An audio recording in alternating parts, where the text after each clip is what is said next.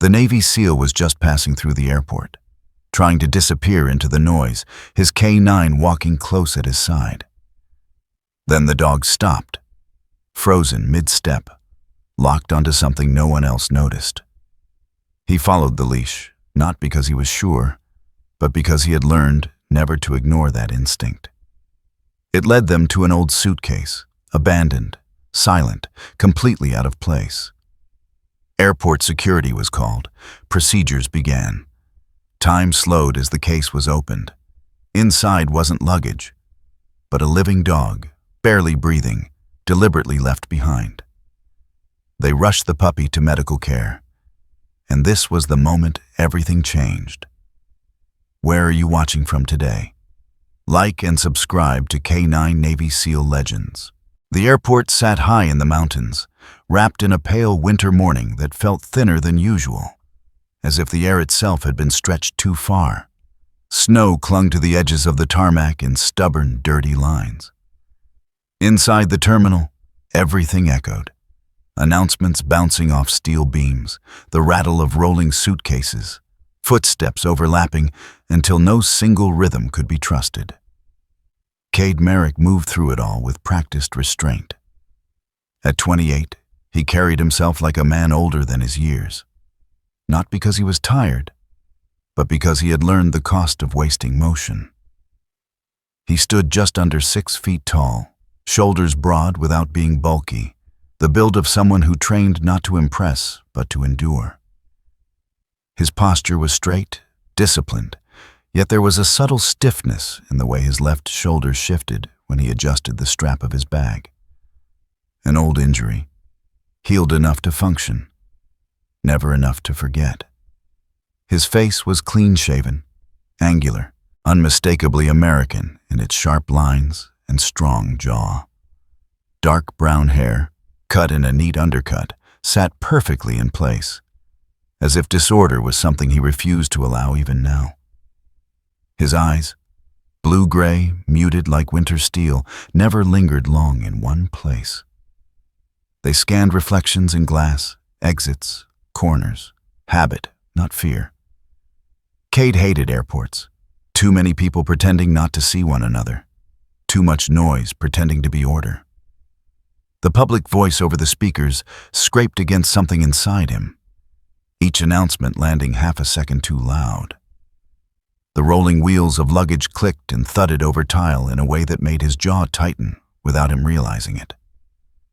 At his left side walked Kestrel. The German shepherd moved with quiet authority, his black and tan coat short, dense, and well-kept despite his retirement from active duty. He was built for work. Muscles lean and balanced, paws landing softly, body always aligned as if gravity itself had trained him. His amber eyes never stopped moving. Not frantic, focused. The kind of focus that came from years of learning, when stillness mattered more than speed. Kestrel did not wear a vest, no markings, no obvious signs of what he had been. But anyone who looked closely could tell. Cade kept the leash loose. He trusted Kestrel more that way. They had been together long enough to understand each other without commands, long enough for Cade to know the difference between distraction and attention, between curiosity and concern. As they passed the baggage claim area, Cade felt his chest tighten, not from danger, but from memory.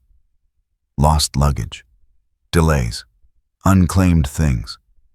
The idea of objects circling endlessly without purpose unsettled him more than he liked to admit. He adjusted his grip on the strap of his bag and kept walking. That was when Kestrel stopped, not hesitated, not slowed. Stopped. His body locked into place with surgical precision. Front paw slightly lifted, head angled just enough to suggest he was listening to something no one else could hear.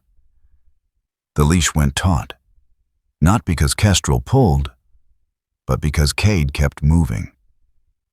"Not now," Cade muttered under his breath, giving the leash a gentle tug. "Let's go." Kestrel did not respond. No growl, no bark, no sign of panic. Just refusal. Cade exhaled sharply through his nose. People passed around them, annoyed glances flicking toward the man blocking the walkway with his dog. Cade felt the familiar itch, the instinct to avoid attention, to move on, to not be the problem in a place built to erase individuality. He took a step forward, then another. The leash tightened further.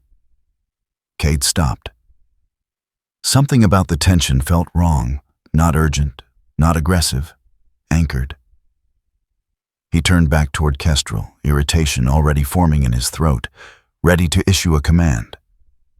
And then he heard it. At first, it was nothing more than a distortion in the noise. A thin irregularity beneath the conveyor belt hum and distant announcements. Cade held his breath without realizing it, isolating the sound the way he had once isolated radio static from wind and gunfire. There it was again. Not a voice, not a cry, a breath, uneven, shallow, almost apologetic in its quiet. Cade's stomach dropped. He followed Kestrel's gaze to a hard-shell suitcase sitting just beyond the main flow of traffic, near the entrance to the lost luggage office. Navy blue, scuffed. One wheel cracked at an angle that suggested it had been dragged, not rolled. The luggage tag hung by a frayed thread. The name rubbed almost completely away. There was nothing dramatic about it. That was what made it unbearable. Cade stared at the suitcase, every instinct inside him screaming for certainty. He had learned, the hard way, that acting on incomplete information could cost lives. He had learned restraint, procedure, control. He had also learned what it felt like to walk past something because stopping was inconvenient. His jaw clenched. He took 2 steps toward the suitcase. Then he stopped again. This time the sound was clearer. A faint, irregular rasp, like air being pulled through something too small for it. Kestrel shifted his weight and stepped forward, placing his body squarely between Cade and the flow of passing travelers. His posture changed, subtle, deliberate, not aggressive, protective. It was the same stance he had taken once, years ago, in a narrow alley overseas, when Cade had missed a wire no one else could see. That memory hit Cade like a punch. Cade's phone vibrated in his pocket, a boarding alert reminding him he was already late. For a split second, he imagined doing what the system expected, turning away, filing a report later, letting someone else handle it. The airport would absorb the problem. It always did. Kestrel glanced back at him, not pleading, waiting. Cade felt something inside him shift, not toward certainty, but toward responsibility, the kind that didn't come with orders or permission. He knelt slowly beside the suitcase, ignoring the curious looks from nearby passengers. The floor was cold through his pants. He placed his palm against the plastic shell. Warm, too warm. His heart began to hammer. Cade stood abruptly and scanned the area, his voice steady when he spoke, despite the surge of adrenaline in his veins.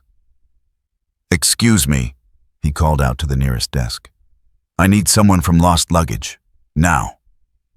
A woman looked up from behind the counter. She appeared to be in her early 30s, tall and slim, with sandy blonde hair pulled into a tight ponytail that spoke of long shifts and little patience for nonsense. Her green eyes flicked from Cade's face to the dog at his side, registering the tension in Kestrel's stance. "My name is Reese," she said, already stepping out from behind the desk. "What's the issue?" Cade kept his voice low, controlled, the way he'd learned to speak when panic helped no one. "There's something inside that suitcase," he said. "Alive." Reese froze for half a second, just long enough for the weight of his words to land. Then professionalism snapped into place. She nodded once and reached for her radio. "Security to lost luggage," she said. "Immediately." Kestrel remained where he was, body aligned with the suitcase, eyes fixed, unblinking. He did not bark. He did not move. He stood guard. Cade stayed with him, shoulders squared, ignoring the noise of the terminal as it swelled around them again. For the first time since stepping into the airport that morning, he no longer felt like he was moving through someone else's world. He had stopped. And whatever waited inside that battered blue shell, whatever fate had pressed itself into his path, was no longer something he could walk past. The space around the suitcase changed the moment security arrived. Not dramatically, no alarms, no shouting, but with a subtle tightening of the air, as if the terminal itself had decided to hold its breath. People were guided away in practiced motions, their curiosity dulled by inconvenience. A soft barrier of retractable belts appeared, thin strips of fabric that somehow carried the weight of authority. Reese Harmon stood just inside that boundary. Her radio clipped to her shoulder, fingers wrapped around it a little too tightly. Up close, she looked younger than Cade had first thought. Early 30s, maybe. Tall and slender, with the kind of posture that came from standing for long hours rather than confidence. Her sandy blonde hair was pulled back into a severe ponytail, practical to the point of austerity. There were faint shadows beneath her green eyes, fatigue layered over professionalism. But they sharpened now, focused and alert. She glanced at Cade, then at Kestrel, still planted squarely in front of the suitcase. "Security's on their way," she said quietly. "Until then, no one touches anything." Cade nodded. He hadn't expected otherwise. Officer Grant Ochoa arrived moments later, his presence calm in a way that suggested experience rather than indifference. He was in his mid-40s, broad-chested, with dark skin weathered by years of patrol work. His head was shaved clean, his face framed by the faintest trace of stubble along a strong jawline. There was a scar near his right eyebrow, old, healed, the kind that came from something he never talked about. Ochoa took in the scene in seconds. The man kneeling near the suitcase. The dog, unmoving. The way the suitcase sat just slightly apart from the others, like an object that knew it didn't belong. "What do we have?" he asked Reese, voice low. "She says there's something alive inside," Reese replied, jerking her chin toward Cade. Ochoa's gaze settled on Cade, not suspicious, but assessing. Then he looked at Kestrel. The dog met his eyes without flinching. Ochoa exhaled slowly. "All right," he said. "We treat this as a potential hazard. Nobody opens anything until we clear it." Time stretched. The terminal noise continued beyond the barrier, announcements calling names, luggage wheels rattling, but inside the cordon, everything slowed to a crawl. Cade felt every second like a weight pressing down on his chest. Kestrel shifted. It was a small movement, almost imperceptible. But Cade caught it instantly.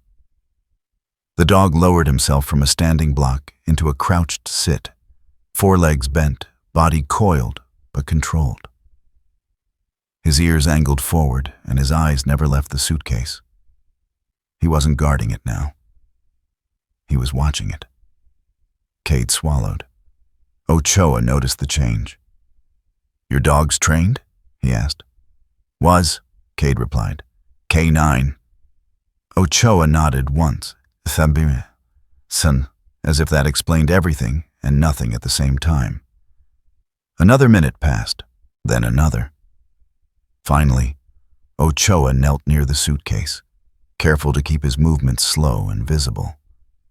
He placed the back of his hand against the shell, testing the temperature. His expression tightened. "Warm," he murmured. "That's not normal." Reese pressed her lips together. Her knuckles were white around the radio now. Ochoa motioned for another officer to stand by, then reached for the latch. He paused, eyes flicking once more to Cade. "You sure about this?" he asked. Not accusing, just making space for doubt. Cade's throat felt dry. He thought of the sound again, thin and uneven, and of how easily he could have walked past it. "I'm sure enough," he said. Ochoa nodded. The latch clicked open. The sound echoed too loudly in the contained space, sharp as a snapped twig. For a heartbeat, nothing happened. Then the smell hit them. Stale air. Plastic. Something sour beneath it, like fear that had been trapped too long. Ochoa lifted the lid carefully. Inside, wrapped in a tangle of fabric and crushed clothing, was a small trembling shape. A puppy. German Shepherd. No more than 10 weeks old. His sable coat was matted and dull, pressed flat against a body that looked far too light for its size. His ears, still unsure whether they wanted to stand or fold, twitched weakly. His chest rose and fell in shallow, uneven movements. For a second, no one spoke. Then Reese made a sound she didn't seem aware of. A soft, broken gasp. She brought a hand to her mouth, eyes shining. But she didn't step forward. She stayed where she was, rooted to her responsibility. Cade felt something twist violently in his chest. The smell, the confined air, the heat, dragged him backward in time without asking permission. Dark spaces, sealed rooms, the memory of breath counting down when silence felt louder than explosions. He didn't think. He moved. Cade knelt beside the suitcase and reached in, his hands steady despite the surge of adrenaline. He supported the puppy's belly and chest as he lifted him free, the way he had once lifted men who couldn't stand on their own anymore. The puppy stirred weakly, letting out a sound that was barely more than air escaping. Kestrel rose immediately. He stepped closer, posture low and respectful, nose extending just enough to scent the puppy without touching. His tail was still. His presence was calm, deliberate, as if he understood exactly how fragile the moment was. Cade cradled the puppy against his chest. He was warm. Too warm. Dehydrated. His body felt brittle, like it had burned through everything it had to survive. "We need medical," Ochoa said into his radio, voice firm now. "Animal, immediately." Reese wiped at her eyes with the heel of her hand, already moving to grab a blanket from behind the counter. She draped it carefully over the puppy, fingers trembling but precise. I didn't think," she whispered. "I mean, who would—" She stopped herself, straightened, and squared her shoulders. "I'll file the incident report," she said. "Right now." The crowd beyond the barrier had gone quiet. Faces watched from a distance, some shocked, some uncomfortable, some already turning away, as if guilt were contagious. Cade felt their eyes on him, on the puppy, on Kestrel. The air was no longer just tense. It was heavy. As Cade adjusted his grip, the puppy's eyes fluttered open, dark, unfocused, searching. For a brief second, they locked onto Cade's face. There was no recognition there, only instinct. The puppy pressed weakly into his chest, as if drawn toward the one steady thing in a world that had been nothing but pressure and darkness. Cade's breath caught. He had pulled people from rubble before. He had felt gratitude, fear, relief. This was different. This felt like being chosen by something that didn't understand choice at all. Sirens approached in the distance, soft at first, then growing louder. Animal medical staff arrived. Swiftly, a pair of technicians guiding a rolling stretcher through the parted barrier. They worked with quiet efficiency, lifting the puppy gently from Cade's arms. Attaching monitors, murmuring reassurance meant more for themselves than anyone else. Cade stepped back, hands empty, suddenly unsure what to do with them. Kestrel stayed close, flank brushing Cade's leg, grounding him. As the stretcher was wheeled away, Ochoa lingered beside Cade. His voice dropped, private. "This wasn't an accident," he said. Cade looked at him. Ochoa's eyes were hard now, not angry, but certain. "Suitcases get lost," Ochoa continued. "They don't end up like this on their own. Someone put him there." He glanced once more toward the path the stretcher had taken. And they didn't forget. The airport's medical room was never meant for moments like this.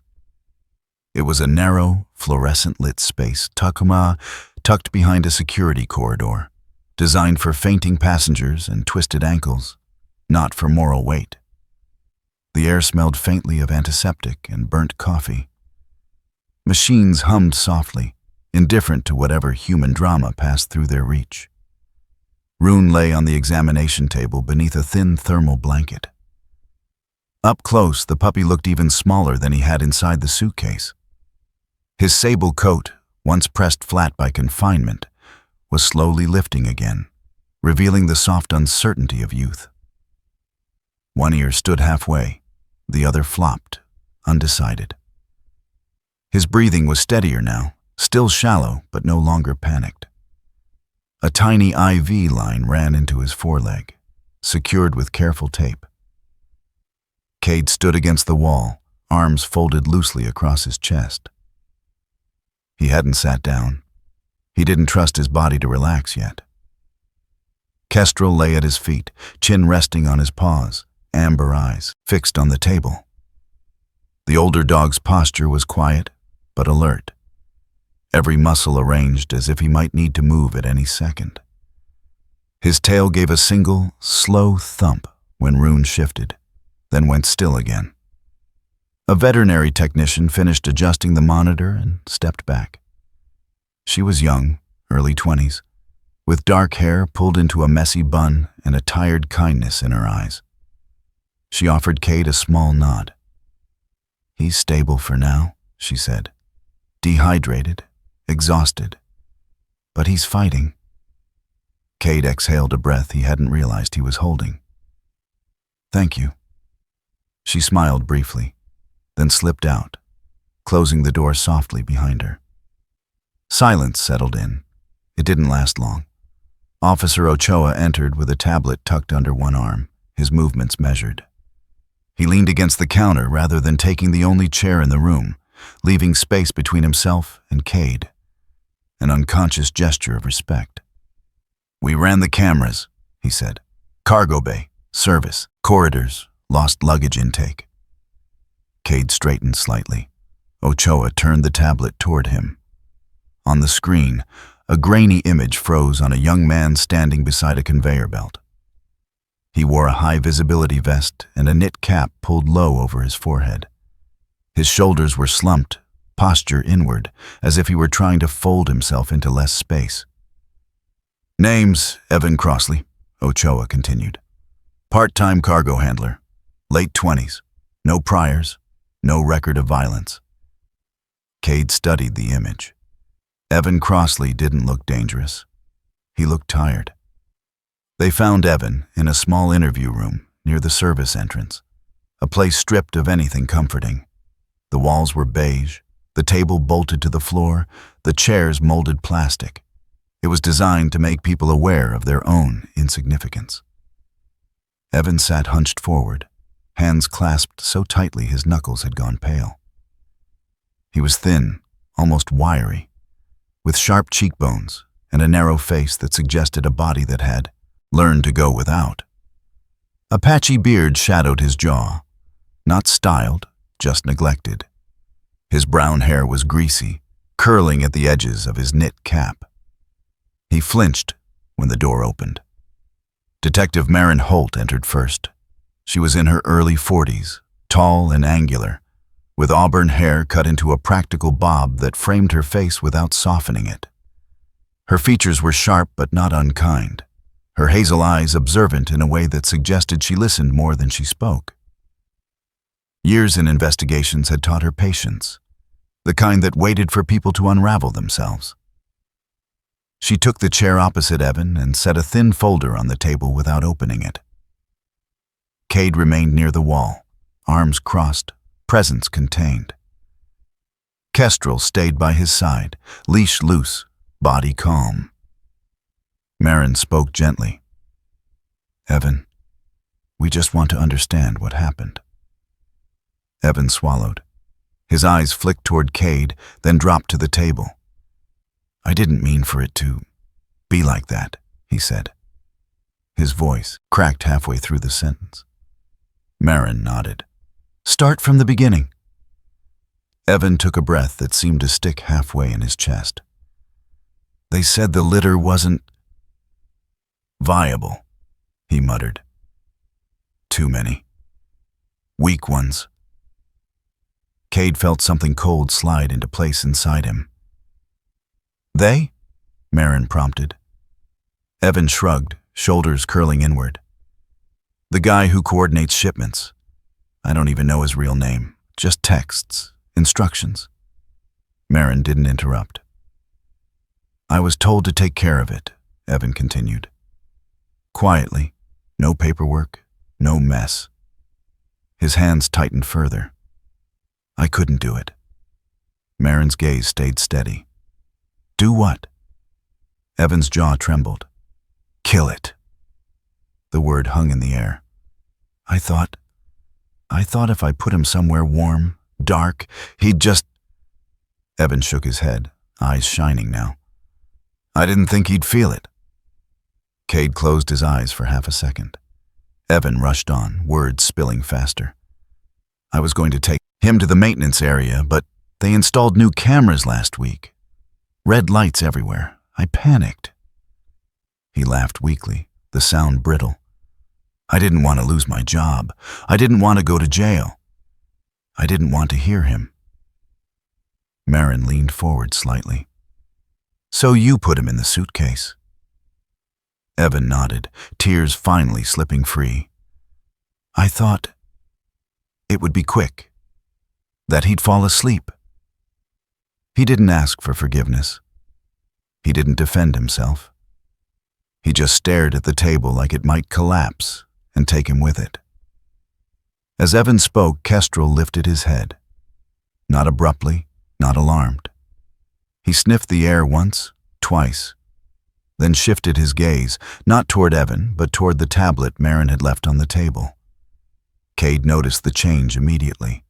Kestrel rose slowly and stepped closer, nose hovering near the edge of the device. His ears angled forward, posture tightening into something Cade recognized from old missions. A sign of unfinished information. Marin followed Cade's gaze. "What is it?" "Something doesn't sit right," Cade said quietly. Evan's story explained the action, but not the preparation. Marin reopened the footage, scrolling backward. Kestrel watched intently, eyes tracking every frame. There, just before Evan pushed the suitcase toward lost luggage, a moment where his hand slipped inside the lining. Marin froze the image. The lining bulged unnaturally. Her expression sharpened. "That's not standard," she murmured. Evan looked up, confusion flickering through his panic. I didn't put anything else in there." Marin closed the folder at last. "Then someone else did," she said. The interview ended soon after. Evan was escorted away, shoulders sagging under the weight of consequences he hadn't fully grasped yet. Back in the medical room, Rune slept fitfully, tiny paws twitching as if running from something only he could see.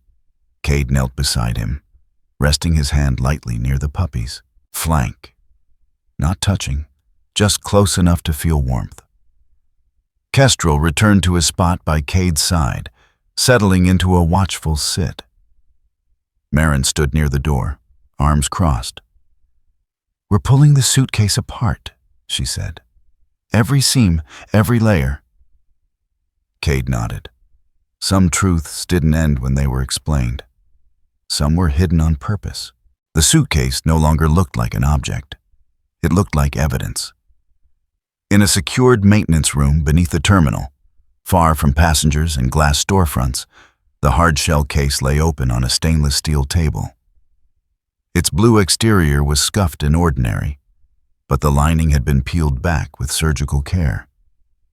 The fluorescent lights above were harsher here, flattening shadows, stripping away any illusion that this was an accident waiting to be explained away. Detective Maren Holt stood over the table, sleeves rolled to her forearms, eyes sharp with concentration. Up close, she carried the same presence she had in the interview room, tall, angular, controlled. But there was something heavier in her posture now. The kind of weight that came from knowing answers were rarely clean.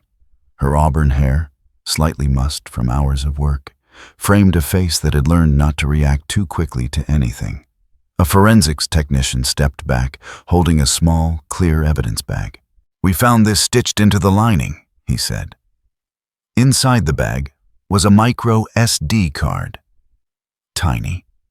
Easy to miss, easy to deny.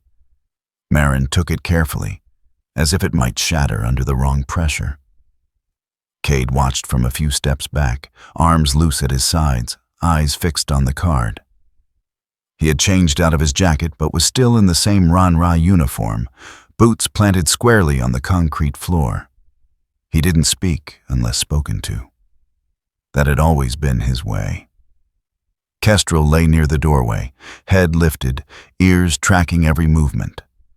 The older dog looked tired now, age beginning to show in the faint gray around his muzzle, but his attention hadn't dulled. He shifted when the card changed hands, a low sound rumbling in his chest that never quite became a growl. They loaded the footage onto a secured monitor. The screen flickered. At first, it showed nothing but darkness and motion blur. The angle wrong, the resolution poor. Someone had shoved the card somewhere it wasn't meant to be, and it showed. The image lurched, tilted, then steadied just long enough to catch fragments. Metal bars, plastic crates, a concrete floor stained with something dark and old. Then sound. Not clear voices, muffled, distant, but enough to register tone, anger, impatience, a man swearing under his breath. The image jumped again. For less than a second, a shape filled the frame. Small bodies, puppies, German shepherds, younger than Rune. Their coats dull, movements sluggish. One lifted its head weakly, then disappeared as the footage cut to static. Reese Harmon stood near the wall, one hand pressed against her mouth. Her face had gone pale beneath the harsh lighting. "Oh God," she whispered. Maren paused the video. She didn't need to see the rest to understand the problem. "This isn't clean," she said quietly, "and it's not enough." The technician nodded. "The footage is incomplete. No timestamps, no identifying faces, audio's too distorted." Maren leaned back against the counter, crossing her arms. "Which means it tells us something," she said, "but proves nothing." The words sat heavy in the room. Cade felt them settle into him like a stone. He had seen evidence like this before, enough to haunt you, not enough to hold anyone accountable. They moved to a smaller office where Maren could review the material privately. Cade followed at her gesture, Kestrel padding silently behind him. The office was cramped, lit by a single desk lamp. Maren sat, rewinding the footage frame by frame. Cade stood behind her, hands clasped loosely behind his back, posture straight but unthreatening. "You've seen things like this," Maren said without turning around. It wasn't a question. Cade nodded once. "Patterns." She looked up at him then. "Not suspects?" "No," Cade agreed. "Patterns don't point, they repeat." Marin studied him for a moment, assessing not his credentials, but his restraint. "You're not trying to run this," she said. Cade shook his head. "Not my lane." "What is?" "Seeing what doesn't fit," he replied, "and knowing when to keep quiet." Marin exhaled slowly. If this footage gets out, half-formed like this, it'll trigger panic. Vigilantes, false accusations. Innocent people dragged in, Cade said. Exactly. Silence stretched between them, thick with implication. Kestrel, who had been lying still near the door, suddenly rose. Not alert, not alarmed. He walked to the corner of the room where the discarded suitcase lining had been draped over a chair. Slowly, deliberately, he pressed his nose against a specific seam, inhaled once, then sat. Perfectly still. Cade's pulse quickened. "That's not random," he said quietly. Marin followed his gaze. She stood and approached the lining, inspecting the area Kestrel had marked. "There's more here," she murmured. But when they searched again, all they found was residue. Threads pulled, stitching redone by untrained hands. Whatever had been there before was gone. Marin straightened, jaw tightening. "Someone knew this might be found," she said, "and they planned for it." The implication hung in the air. This wasn't a one-off. Back in the medical room, Rune slept under observation, chest rising and falling with careful regularity. Cade stood beside the glass partition, watching. Up close, the puppy looked impossibly small against the machinery keeping him stable. His fur had been cleaned now, revealing the faint richness of sable beneath the grime. One paw twitched in sleep. Cade felt the weight of the footage press down on him again. He thought of how easily the video could be leaked, how quickly outrage could turn into accusation. How many people would be hurt before the truth ever caught up? Marin joined him, arms folded. "This isn't going to move fast," she said. "People will want answers now." "And they won't like waiting," Cade replied. She nodded. "But if we move wrong, we burn the trail." Cade glanced down at Rune. "He's alive because someone hesitated," he said, "and because we didn't look away." Marin's expression softened slightly. "Which makes him a problem." "A responsibility," Cade corrected. Marin studied him, then gave a faint, humorless smile. "You know," she said, "most people want justice to be loud." "And clean," Cade added. "It never is," she agreed. She straightened, professionalism settling back into place. "We're treating this as an ongoing investigation," she said. "Quietly, no press, no leaks." Cade nodded. He understood the cost of that choice. As Marin turned to leave, she paused. "This wasn't the first suitcase," she said. "And it won't be the last, unless we're careful."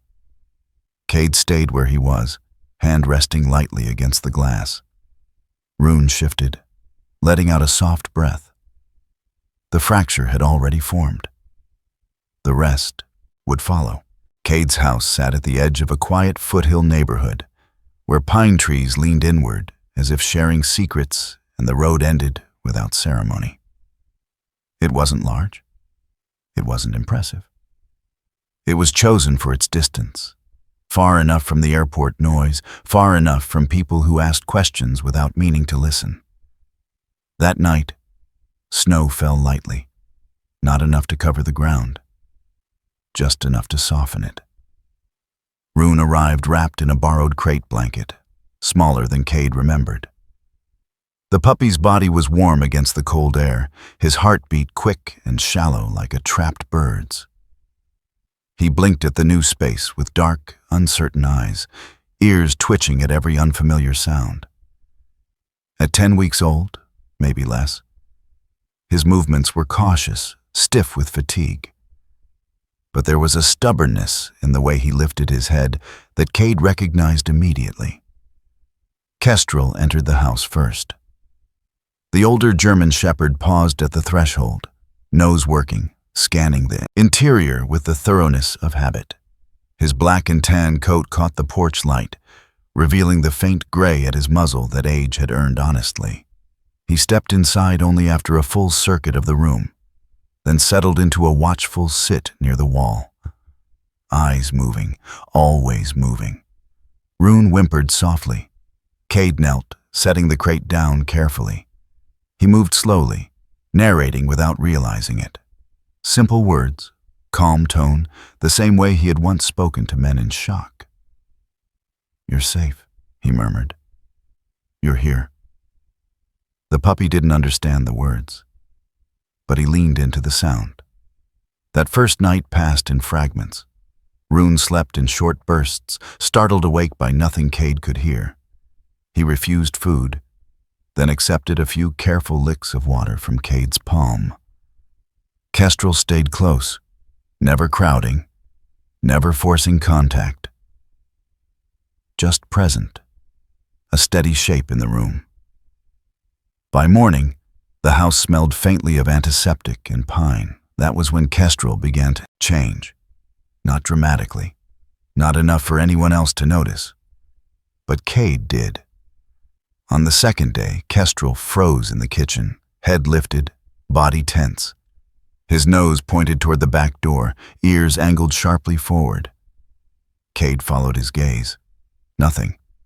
No movement outside. No sound beyond the wind in the trees.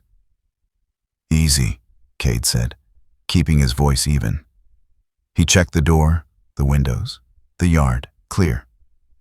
Kestrel relaxed, but not fully. He returned to his spot, eyes still alert. It happened again that afternoon, then again at dusk. Each time Cade checked, each time there was nothing. On the third evening, Kestrel stopped dead in the driveway during their walk. His body locked, tail still, eyes fixed on a grocery cart abandoned near the curb. The metal was rusted, one wheel bent, the kind of object people stopped seeing after a while. Cade's heart rate spiked.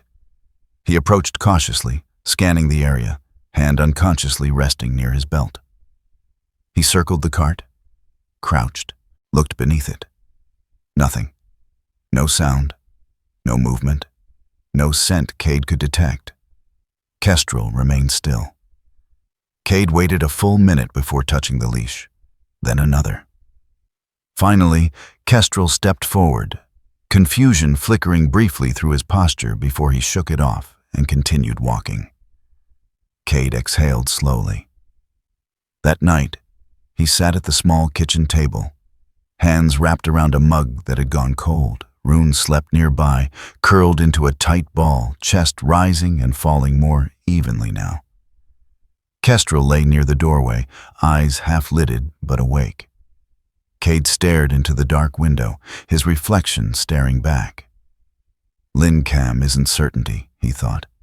He had lived long enough to know that instincts failed. That even the best trained senses could misread signals, fill in gaps that weren't there. Kestrel wasn't infallible. Neither was he. And yet, if Cade had waited for proof at the airport, Rune would be dead. That realization landed quietly, but it stayed. Cade stood and walked to the back door, resting his palm against the glass. Outside, the snow had stopped. The world felt suspended, waiting. Behind him, Rune stirred. The puppy wobbled to his feet and took a few unsteady steps, not toward Cade, but toward the spot where Kestrel lay. He sniffed the older dog's flank, then sat, pressing his small body against Kestrel's side with a sigh that sounded like relief. Kestrel did not move. He simply shifted, allowing the contact. Cade felt something loosen in his chest. Trust, he realized, didn't come from certainty. It came from staying. The following afternoon, Cade met Bo Larkin for the first time. Bo lived 2 houses down, in a modest place with a sagging porch and wind chimes that clinked softly even when there was no breeze. He was in his late 50s, broad-shouldered despite a noticeable limp in his left leg. His beard was thick and gray, trimmed unevenly, and his eyes held the relaxed wariness of someone who had seen enough to stop being surprised. He leaned on a cane, not out of necessity, Cade noticed, but familiarity. "Didn't think anyone lived up here anymore," Bo said with an easy grin when Cade approached. Then I saw the dog. Kestrel glanced up at the sound of Bo's voice, assessing. Bo stopped at a respectful distance, letting the dog decide. Rune peeked out from behind Cade's leg, curious but cautious. "Rescue?" Bo asked. Cade nodded. "Temporary." Bo chuckled softly.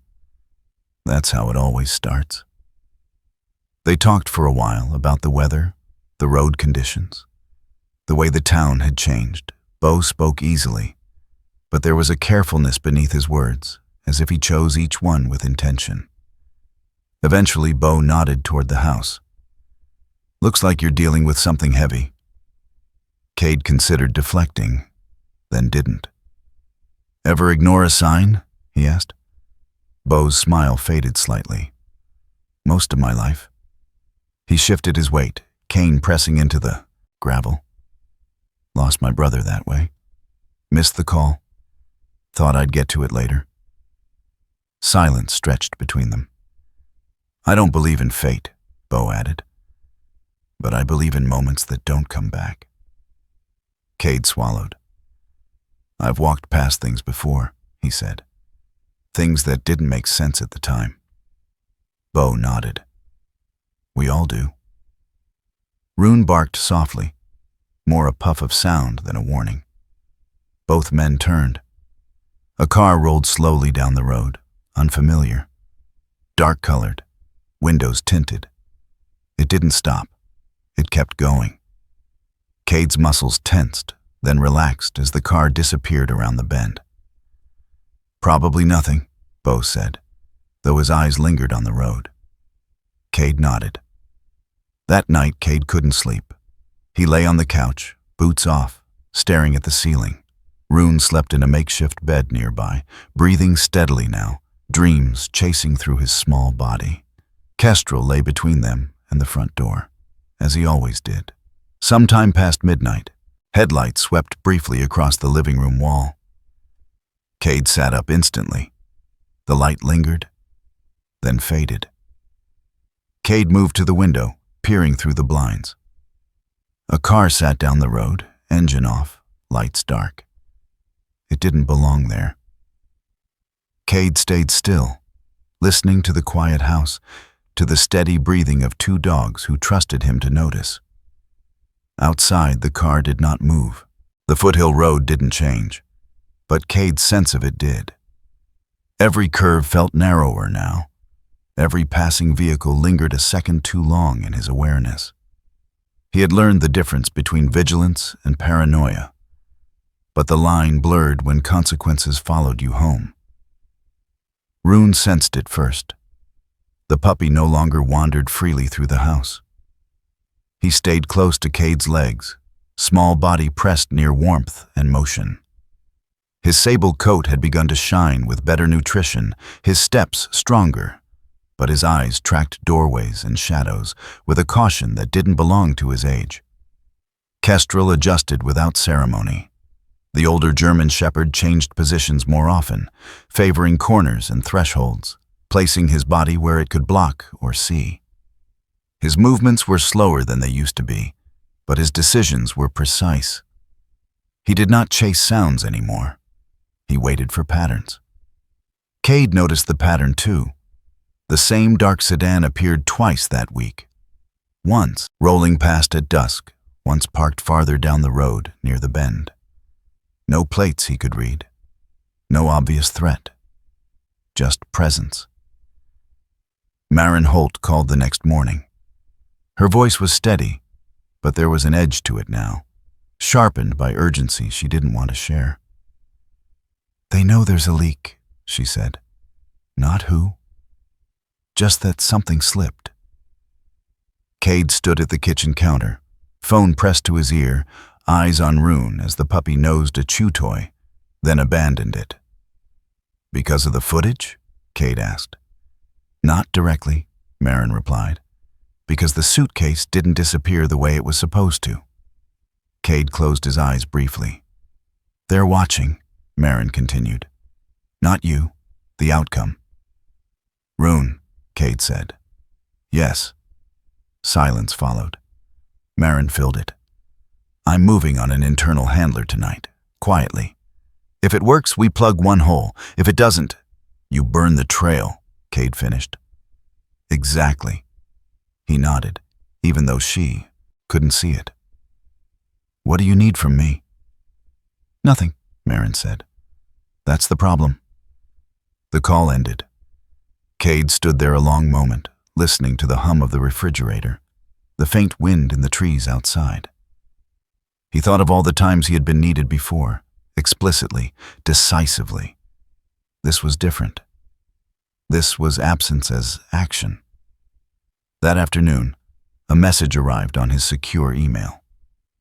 The contract he'd been holding on to, the quiet, off-the-books work that kept him connected to the life he understood, had been reassigned.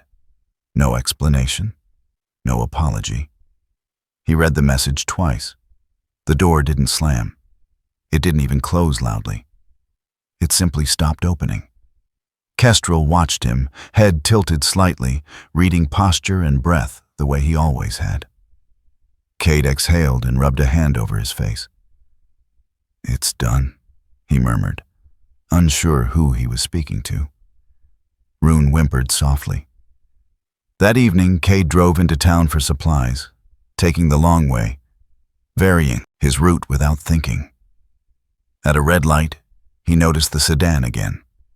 2 cars back, idling. When the light changed, it turned the opposite direction. He didn't follow. He didn't need to.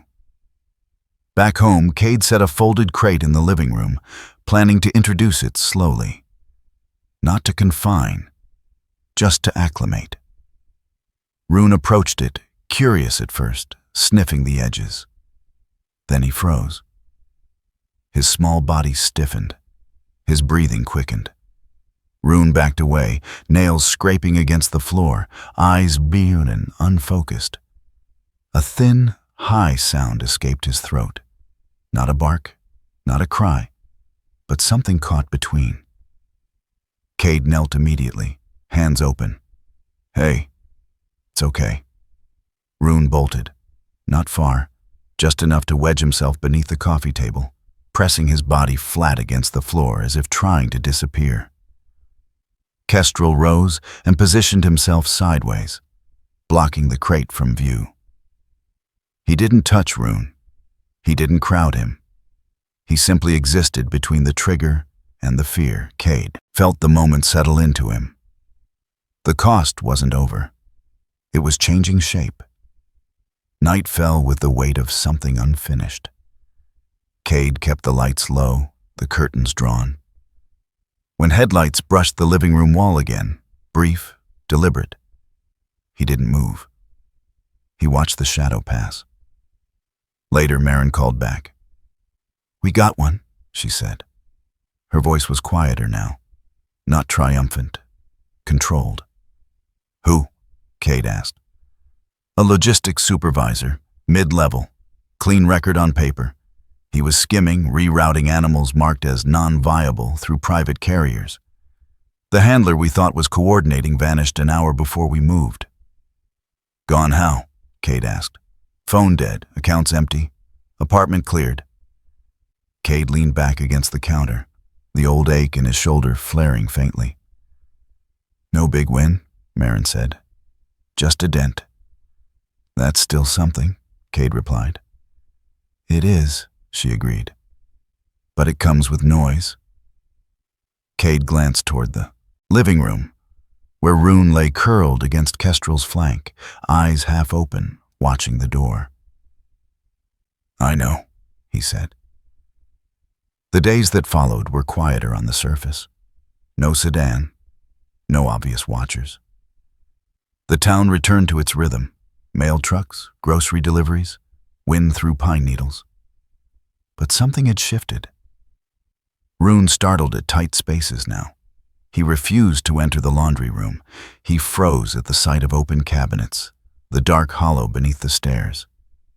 His fear was not dramatic. It was careful, measured. Cade adjusted. He moved furniture, left doors open, changed routines. He didn't force. He waited. Kestrel adapted too, sleeping closer to Rune, placing himself between shadows and small bodies, teaching without instruction. Age had softened his movements, but not his authority. One evening, Bo Larkin stopped by again, Kane tapping softly on the porch. "Looks like things got heavier," Bo said, eyes scanning the quiet road. Cade nodded. They did. Bo studied Rune, who watched from a safe distance. "He'll carry it for a while." "So will I," Cade replied. Bo smiled faintly. "That's how it works when you stop running." Cade thought of the contract, the closed door, the sedan that no longer came. He thought of the airport, the suitcase. The moment he chose to stop, there was no victory speech, no resolution that fit neatly into a report. Just a living room, 2 dogs, and a life that had narrowed and deepened all at once. That night, Cade lay awake on the couch again. Kestrel slept lightly near the door. Rune breathed steadily beside him, safe but changed. Cade stared at the ceiling, understanding something he hadn't before. Stopping had saved a life. It had also cost him the one he thought he might return to.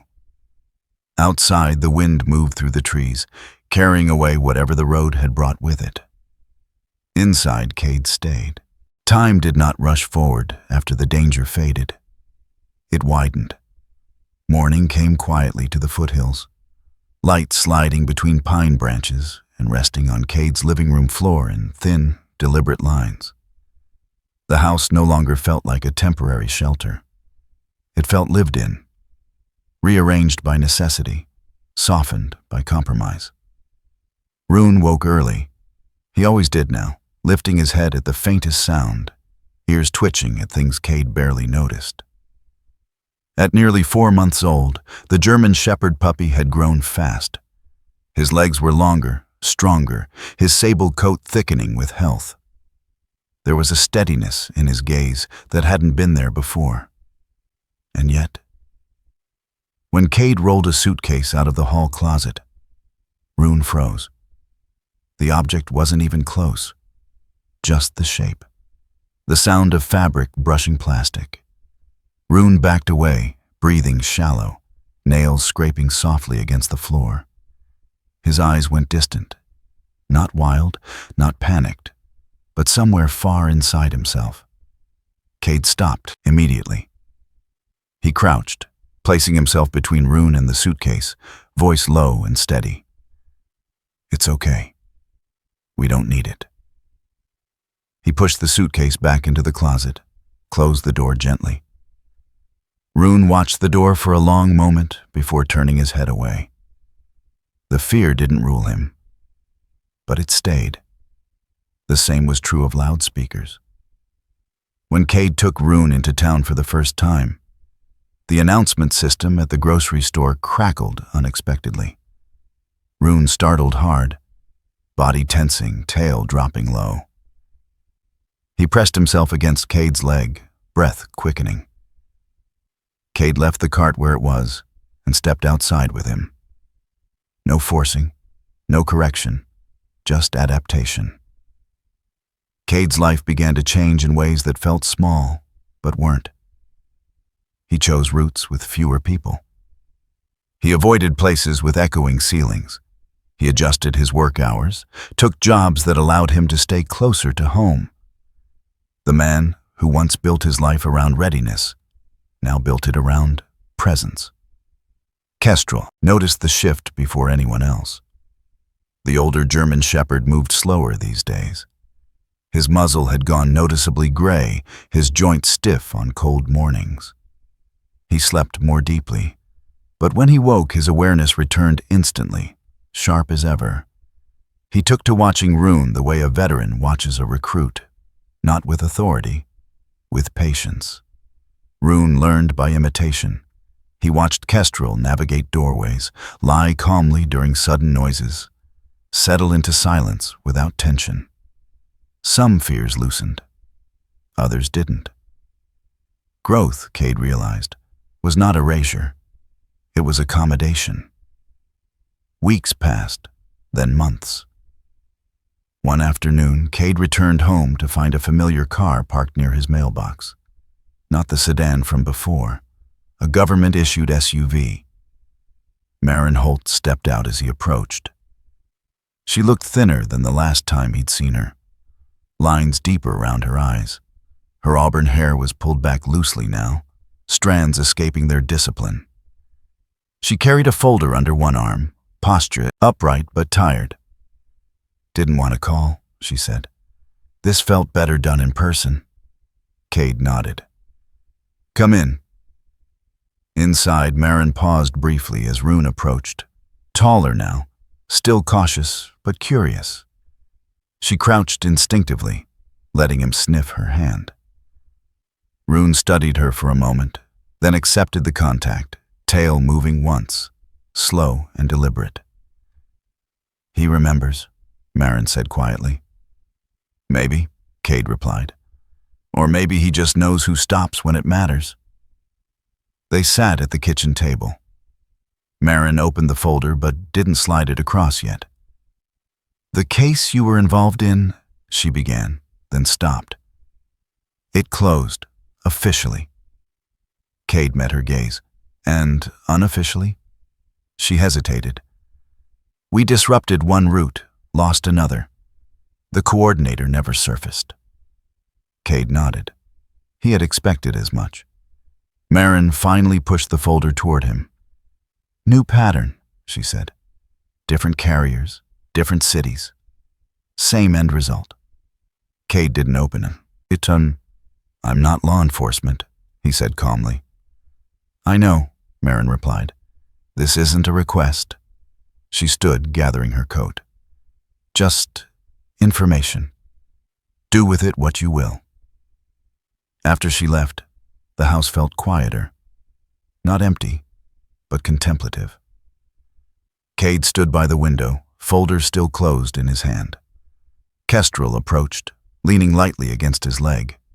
Rune sat nearby, watching both of them.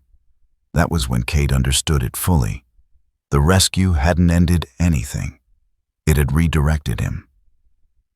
A week later, Cade stood in a modest office with neutral walls and framed photos of families and dogs who had once been strangers to each other. The adoption counselor, a woman in her early 40s named Elaine, had kind eyes and silver-streaked brown hair pulled into a low bun. She spoke softly, methodically, explaining responsibilities not as warnings, but as realities. Rune lay at Cade's feet, chewing thoughtfully on a rubber toy, ears flicking at every sound. "You're not required to decide today," Elaine said, sliding the papers forward. "But I need to be clear. This isn't a trial placement anymore. It's permanent." Cade didn't hesitate. He picked up the pen. As he signed his name, he felt no surge of triumph, no sense of closure, only weight, good weight, the kind you chose. That night, Cade sat on the back porch, the air cool and clean. Kestrel lay beside him, breathing slow and deep. Rune sprawled across Cade's boots, warm and solid. The stars were faint tonight, washed out by a thin layer of cloud. Cade thought of the life he had imagined returning to, the contracts, the movement, the sense of usefulness defined by action rather than care. He thought of how close he had come to walking past a suitcase. Kestrel lifted his head, looking at him with eyes that had once scanned deserts and ruins. Rune shifted, pressing closer, trusting without knowing why. Cade rested his hand on Kestrel's shoulder, then on Rune's back. He finally understood what had been forming quietly through every chapter of his life since the airport. Fate didn't disappear when danger ended. It changed hands. Some roles were retired, others were inherited. Cade stayed there a long time, listening to the wind move through the trees, to the breathing of two dogs who had altered the shape of his future without ever intending to. Not everyone heard instinct when it spoke, but once you did, you were never the same person again. Sometimes miracles do not arrive as thunder or light. They arrive as instinct, as a pause, as a feeling that tells you to stop when the world says, keep moving. Some people call it intuition. Others call it coincidence. But there are moments when the timing is too precise, the warning too clear, the outcome too meaningful to ignore. Maybe that is how God still speaks to us today, not through commands, but through responsibility, not through certainty, but through choice. Every day we walk past signs we do not understand yet. A sound that feels wrong, a moment that asks for courage, a life that needs us to stay instead of leaving. Not everyone hears that call, but once you do, you are never the same. If this story moved you, share it with someone who needs to be reminded that doing the right thing still matters. Leave a comment if you believe purpose often hides inside ordinary moments. And subscribe to K9 Navy SEAL Legends to continue walking these stories of loyalty, sacrifice, and quiet faith together. Wherever you are watching from today, may God protect you, guide you, and give you the courage to listen when your moment comes.